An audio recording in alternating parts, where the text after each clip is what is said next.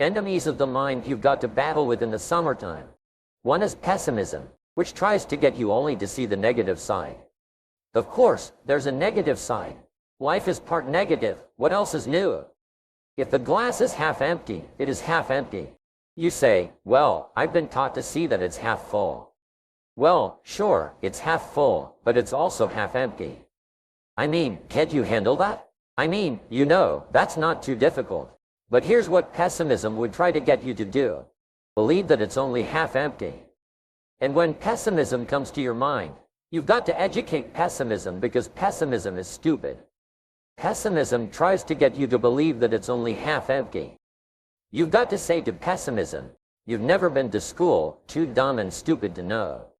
Of course, it's half empty, but it's not only half empty, it's also half full. I'm asking you to be in charge. Be in charge of your own mind. Be in charge of your own destiny. You battle with your enemy in the summertime. In the summertime, you've got to learn to love like a mother, hate like a father, give life like a mother, nourish, take life like a father.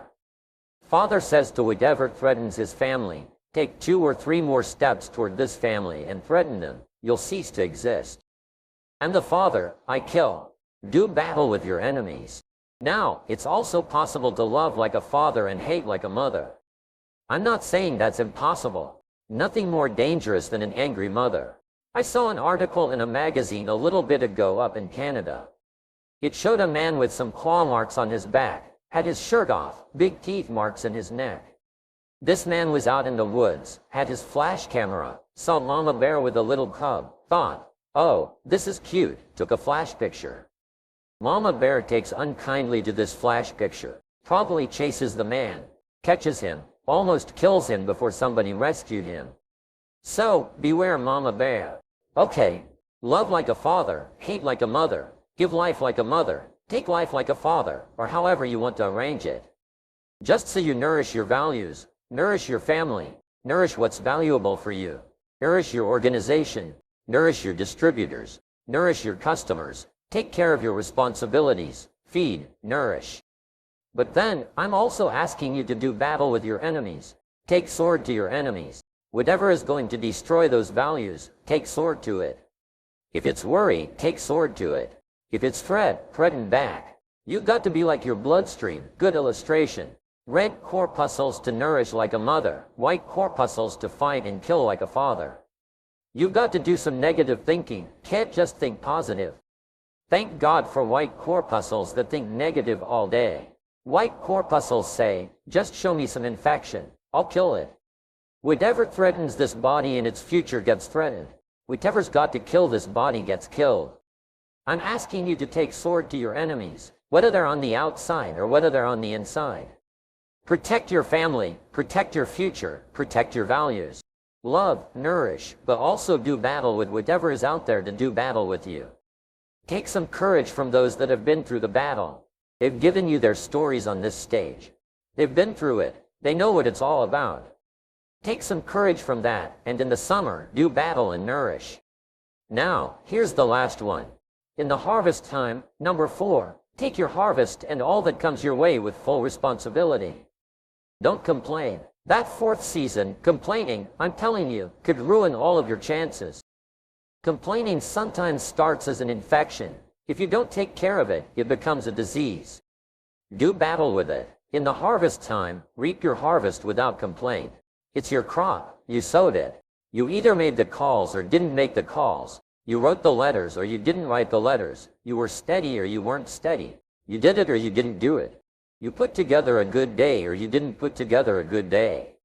Take responsibility when the harvest time finally comes and say, hey, it's my crop. Got to take responsibility for it. I do not complain. And then, here's the next, do not apologize if you've done well. We offer no apologies when these winners that walked across this stage here go back to their communities. We offer no apology for making the kind of money they make because of the lives they touched and the people that they helped. No telling what would have happened if these people had not touched many people's lives, who touched many people's lives.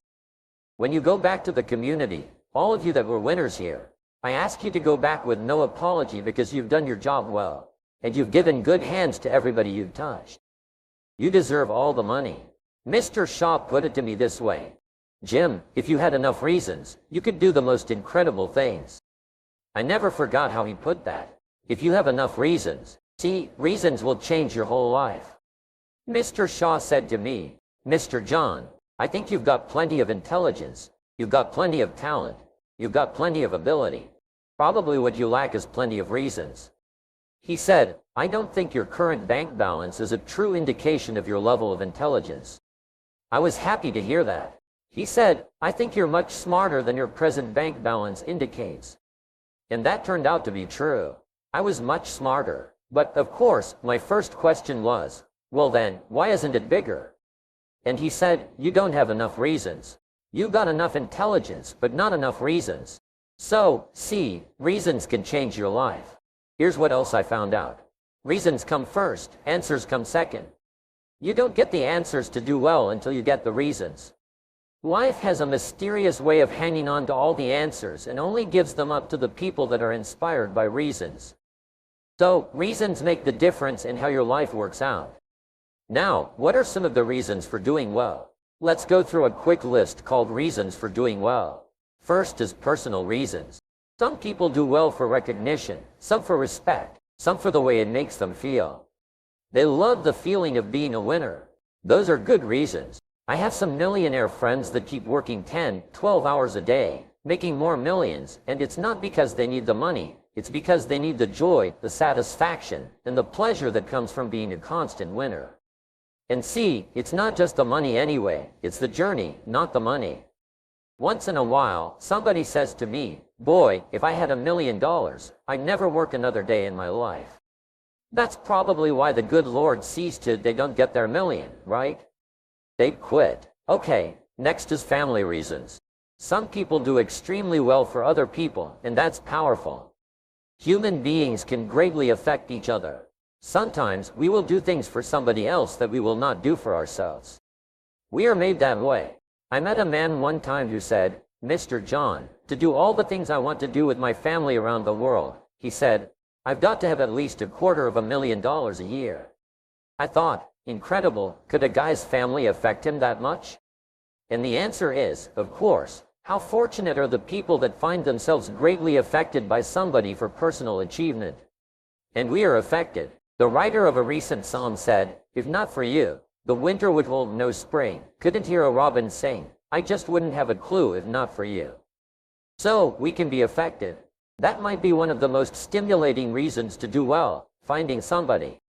When Andrew Carnegie died, the wee little Scotsman that built the big steel industry, when he died, they opened up his desk, and in one of the desk drawers, they found a slip of paper.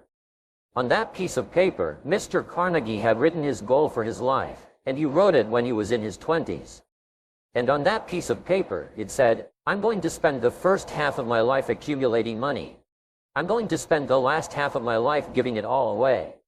What a goal! He got so inspired by that goal that the first half of his life, he accumulated $450 million, and the last half of his life, he gave it all away. Good question tonight. What's got you turned on? What's got you bummed out of sight to get up early and stay up late and hit it all day? Next question. What's got you turned off? When I found the answers to those two questions, my life exploded into change. I finally found out what had me turned off, and I got that cured. And then I got me a long enough list of reasons to turn me on. And once the lights went on for me at age 25, they've never gone out. I've fallen out of the sky a few times, but I've never lost that drive to make something unique out of my life. See, reasons altered my whole life. Now, there's another list of reasons called nitty-gritty, hard little reasons. Sometimes those little reasons are the most powerful reasons that can change your life. Sometimes it doesn't take much. I now carry several hundred in my money clip. It's only a few hundred, but it was one of those reasons that turned my life around. Just before I met Mr. Shaw, I heard a knock at the door. I go to the door, and there's a little girl standing there, about this tall, selling Girl Scout cookies. And she gave me one of the finest sales presentations I've ever heard. Special deal, several flavors, this whole package of stuff, $2. And with a big smile, she very politely asked me to buy, and I wanted to. Big problem. I'm broke. I don't have $2. And to this day, I can remember the pain and the embarrassment. I'm a father, I'm a husband, I've been to college, I'm working, I'm 25, I don't have $2. And I didn't want to tell her that, for some reason. So, I did what I thought was next best. I lied, too. I said, hey, look, I've already bought lots of Girl Scout cookies. I still got plenty stacked in the house, which was not true, but it seemed to get me off the hook for the moment. He said, well, gosh, that's wonderful. Thank you very much, and she went away.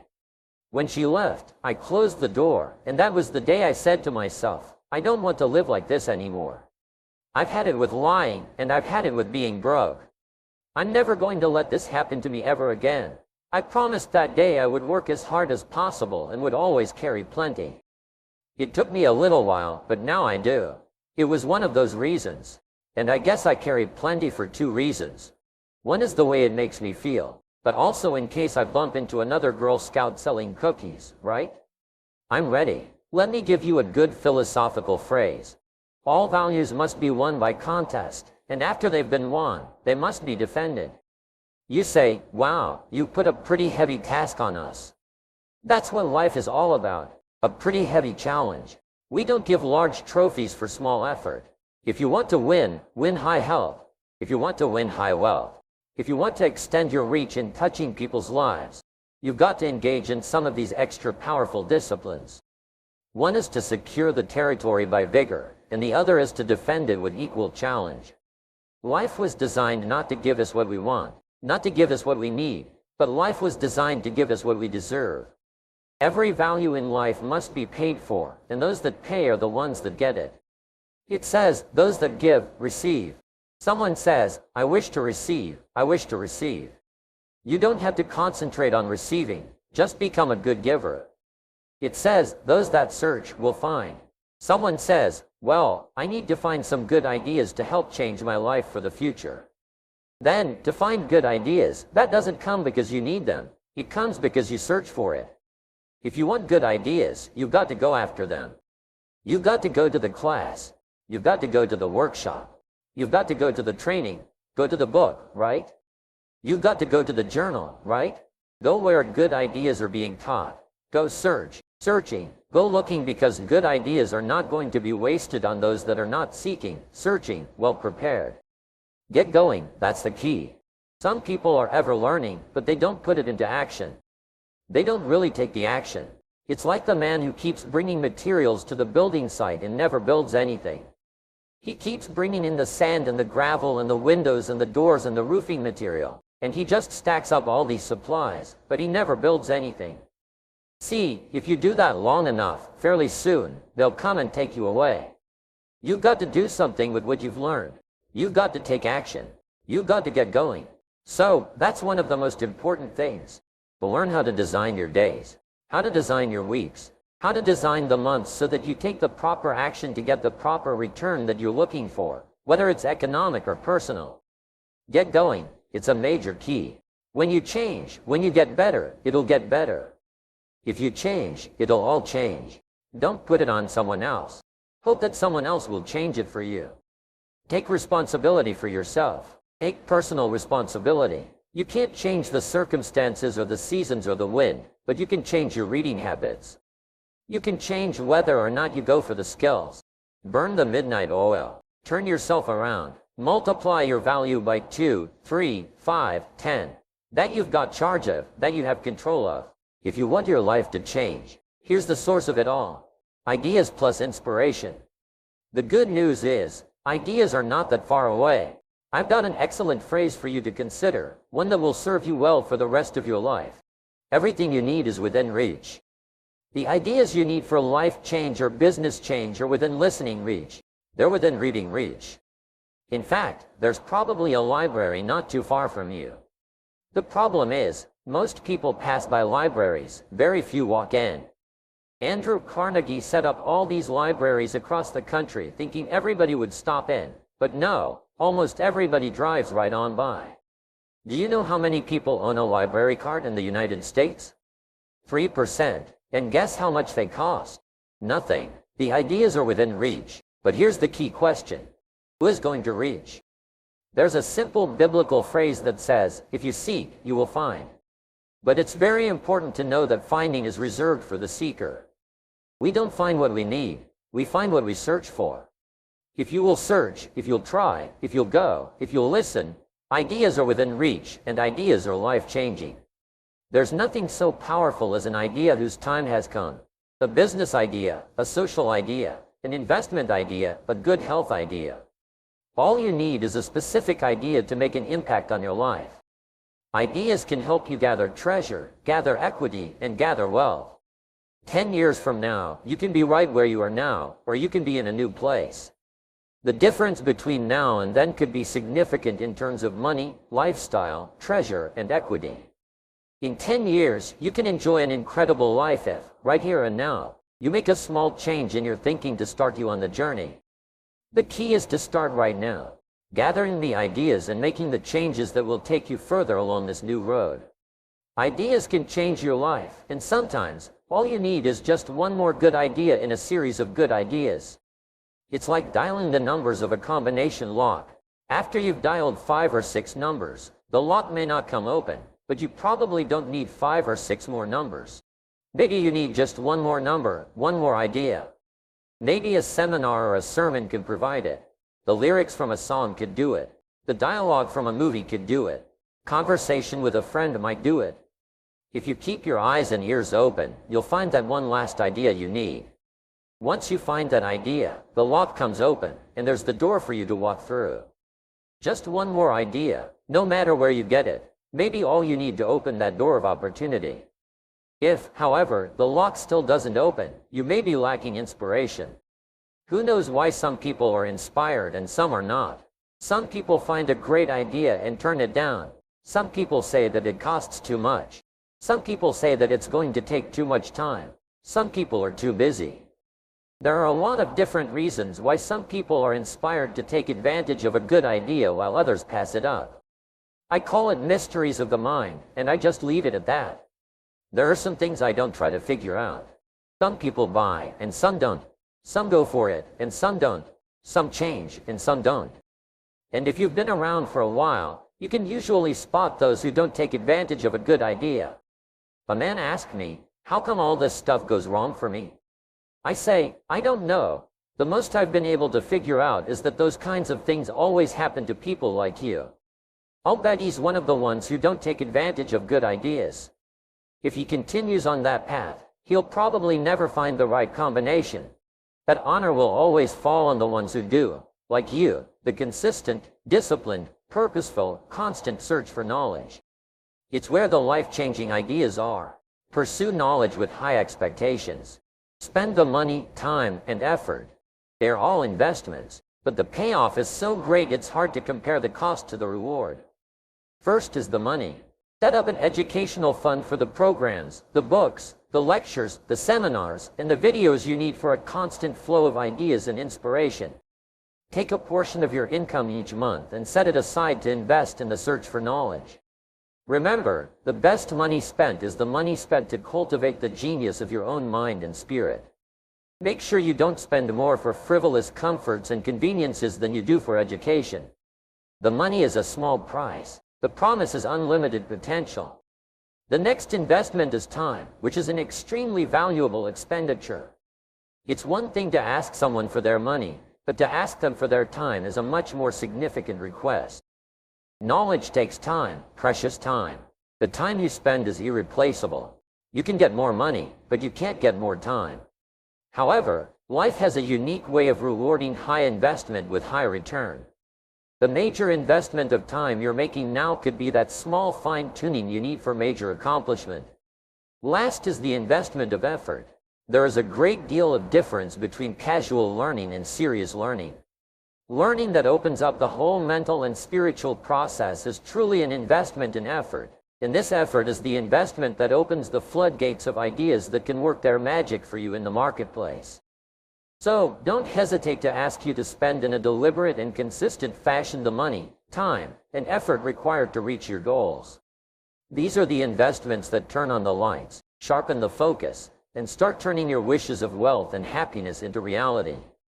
The second way to learn is from other people's experiences. Remember, you can learn from other people, whether they have done things right or wrong. You can learn from the negative as well as the positive. The Bible is such a great book because it is a collection of human stories representing both sides of the ledger. Some human stories are called examples. Do what these people did. Other human stories are called warnings. Don't do what these people did. What a wealth of information, knowing what to do and what not to do. If your story ever gets in somebody's book, make sure they use it as an example, not a warning. There are 3 ways to learn from other people. The first is to listen to the programs and read the books by and about people who have accomplished great things. All the successful people around the world I know and work with are good readers.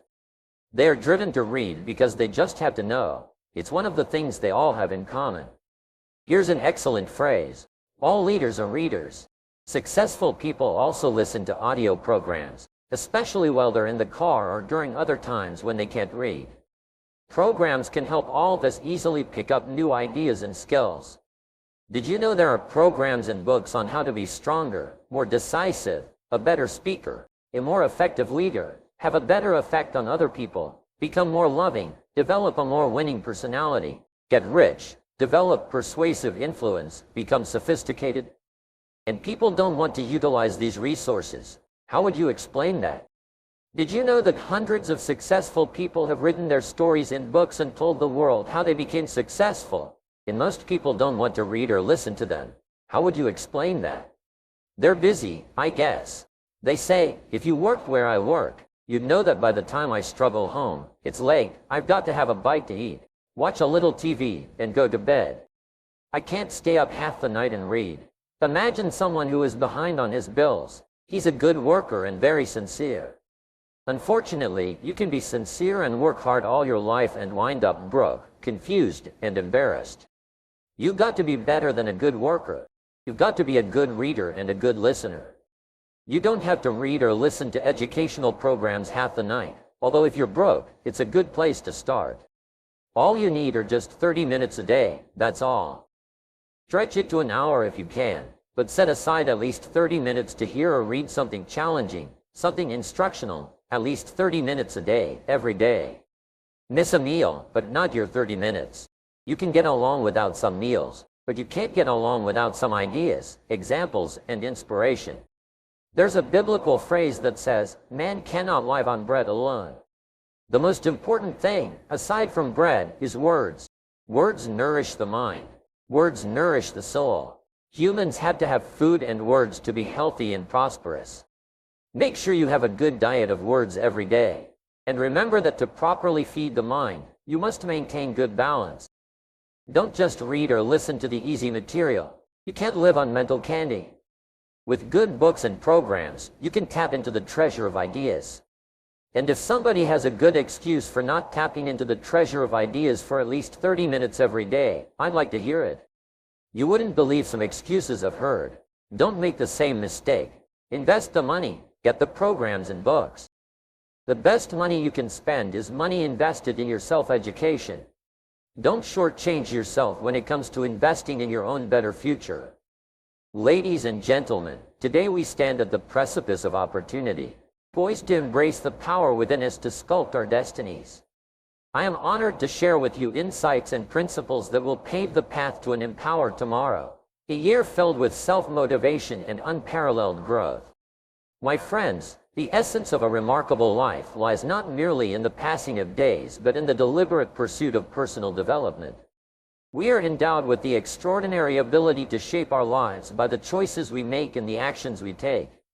As we gather here, let us pledge to embark on a transformative journey, a year-long odyssey toward self-mastery, motivation, and ceaseless growth. Empowerment commences from within. The cornerstone of self-motivation rests upon a foundation built on clarity of purpose and unwavering commitment. Take a moment to envision the life you desire, the person you aspire to become. Let this vision be the guiding star that illuminates your path throughout the coming year. Embrace it with unwavering belief and relentless determination. The road to success is often littered with obstacles, yet it is our response to these challenges that defines our destiny. Embrace challenges as opportunities for growth. They are not stumbling blocks, but stepping stones towards greatness. As you encounter hurdles along this journey, let them serve as catalysts to strengthen your resolve, to refine your character, and to fortify your determination. In the pursuit of self-motivation, the power of consistent action cannot be overstated. It is not the grandiose actions alone that shape our lives, but rather the small daily disciplines compounded over time. Cultivate habits that align with your aspirations. Embrace the power of a routine that fuels your progress, nurtures your mind, hones your skills, and nourishes your spirit. Remember, my friends, that knowledge is the fuel that propels us forward on the path to personal growth. Commit yourself to a voracious appetite for learning. Devour books, seek mentors, attend seminars. Immerse yourself in a sea of knowledge that broadens your horizons and enriches your understanding. However, knowledge without application is like a ship without a sail, directionless and adrift. As we gather wisdom, let us apply it with fervor. Take deliberate action each day, no matter how small, that aligns with your aspirations. Moreover, let us not forget the power of association. Surround yourself with individuals who uplift, inspire, and challenge you to be the best version of yourself. Your environment shapes your mindset, your beliefs, and ultimately your destiny. Choose your companions wisely, for they will either propel you toward greatness or hinder your progress. Self-motivation thrives in an environment fueled by passion and purpose. Find your passion, that fire within that ignites your soul and propels you forward. Align it with a purpose that transcends personal gain, a purpose that serves others, contributes to the world, and leaves a legacy of impact. In closing, my friends, the canvas of your life awaits the strokes of your ambition, resilience, and unwavering determination. As we step into this year-long journey of self-motivation and growth, let us do so with an unwavering commitment to becoming the architects of our destinies. Empower your tomorrow by embracing the power within you. Ignite your passion, hone your skills, cultivate your mindset, and unleash your potential upon the world. May this year be a testament to your resilience, a celebration of your growth, and a tribute to the unwavering spirit within you. Remember, the future belongs to those who dare to dream, to those who relentlessly pursue their aspirations, and to those who empower themselves to create the life they envision. Thank you, and may you embark on this journey with boundless enthusiasm and unwavering determination. Your best days are yet to come.